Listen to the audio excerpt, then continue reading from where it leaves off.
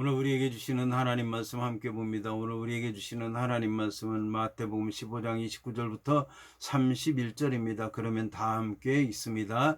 예수께서 거기서 떠나사 갈릴리 호숫가에 이르러 산에 올라가 거기 앉으시니 큰 무리가 다리 저는 사람과 장애인과 맹인과 말 못하는 사람과 기타 여럿을 데리고 와서 예수의 발 앞에 앉힘에 고쳐주시니 말 못하는 사람이 말하고 장애인이 운전하게 되고 다리 저는 사람이 걸으며 맹인이 보는 것을 무리가 보고 놀랍게 여겨 이스라엘의 하나님께 영광을 돌리니라.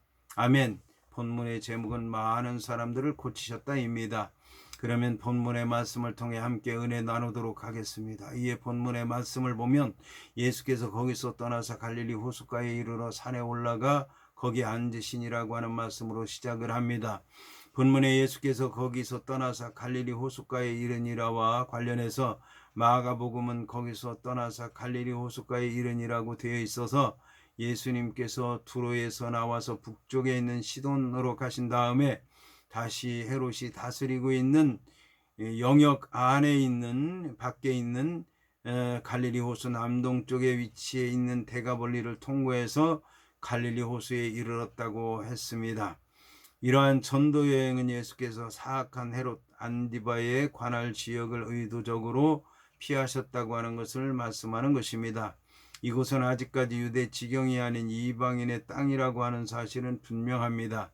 이곳에서의 병 고치시고 4,000명을 먹이신 사건은 가나안 여자의 사건을 통해서 이방인들이 자신들에게 부스러기 즉 한정된 복 밖에는 돌아갈 것이 없다고 생각하게 될 것을 염려하신 예수께서 이제 구원의 복음이 이방인들에게도 본격적으로 전파되었고 예수를 믿는 자들은 하나님 나라에 참여할 수 있게 되었다는 것을 알리시기 위한 것이라고 하는 것을 알 수가 있을 것입니다.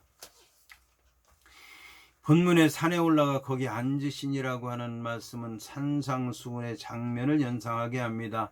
예수님께서는 선교 여행자로서의 여행에서 생긴 그런 피곤함을 말미암아 잠시 쉬신 것입니다. 그러나 이러한 휴식은 정적인 것이 아니라 적극적인 것이며 동적인 것이며 다음 일을 위한 휴식이었던 것입니다. 이것은 본문을 영적으로 볼 때 예수께서 산에 올라가신 것은 모든 사람이 예수님을 잘 볼 수 있게 하기 위한 것이었다는 것을 알 수가 있습니다.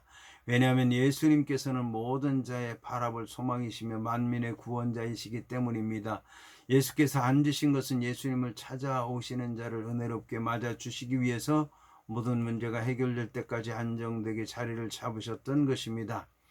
또 이렇게 앉는다고 하는 의미는 이제 랍비들이 말씀을 가르칠 때에 앉는 것을 얘기하는 것입니다. 예수님 당시에 랍비들은 앉아서 사람들을 가르쳤고 그리고 이 랍비들 앞에 선 자들은 있는 자들은 다 서서 그 말씀을 들은 것을 볼 수가 있습니다. 이어서 본문은 큰 무리가 다리 저는 사람과 장애인과 맹인과 말 못하는 사람과 기타 여럿을 데리고 와서 예수의 발 앞에 앉힘에 고쳐주시니라고 말씀하고 있습니다.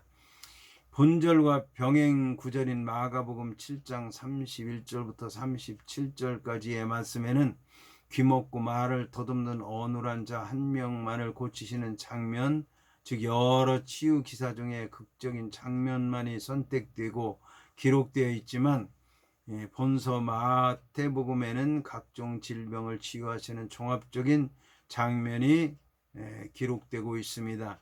마가복음은 예수께서 귀먹고 말을 잘 못하는 자를 데리고 무리를 떠나 손가락을 양 귀에 넣고 침을 뱉어 그의 혀에 손을 대시고 에바다라는 말씀을 하심으로 병자를 고친 것으로 기록하고 있습니다. 한편 예수님의 사역 당시 의학이 발달하지 못했을 뿐만 아니라 의학의 혜택을 전혀 누리지 못했던 소외된 지역의 주민들에게는 만성적이고 고질적인 각종 질병들이 많았을 것입니다. 본문에 큰 무리가 다리 저는 사람과 장애인과 맹인과 말 못하는 사람과 기타 여럿을 데리고 오니라고 하는 말에서 다리 저는 사람에 해당하는 콜로스라고 하는 말은 안전뱅이로도 번역되는 단어로서 걷는데 지장이 있는 장애인을 포괄적으로 일컫는 단어입니다. 이어서 나오는 장애인에 해당하는 퀼루스라고 하는 말은 신체 중 일부가 손상되었거나 기능이 마비된 자를 가리킵니다. 그 밖에도 맹인에 해당하는 티플로스와 말 못하는 사람에 해당하는 코포스라고 하는 말을 포함해서 여러 종류의 병자들이 예수님께 나왔습니다. 이처럼 복음서 기자들은 예수님께서 위대한 의사로서 영적이고 육신적인 질병을 온전히 회복시키시는 분이라고 하는 것을 계속적으로 보여주고 있습니다. 본문의 예수의 발 앞에 안친이라고 하는 말에서 안친이라에 해당하는 흐립토라고 하는 말은 사람이나 무거운 물건을 마치 경쟁하듯이 서둘러 내려놓는다는 말입니다. 본문의 경우 사람들이 병자들을 예수 앞으로 인도해 와서 진지한 열심을 가지고 예수님의 발 앞에 내려놓고 예수의 뜨거운 사랑을 호소하는 것과 같은 의미를 담고 있습니다. 이에 더 나아가 둔다라고 하는 말은 병든 사람을 예수님의 발 앞에 내려놓는 행위가 한 번에 끝나는 것이 아니라 계속해서 반복돼서 진행되고 있다고 하는 것을 얘기하는 것입니다. 따라서 이 말은 무수히 많은 병자와 불구자들이 이곳저곳에서 모여서 예수님 앞에 앉아 예수님께서 만져주심과 고쳐주심을 기대하는 장면이라고 얘기할 수 있습니다.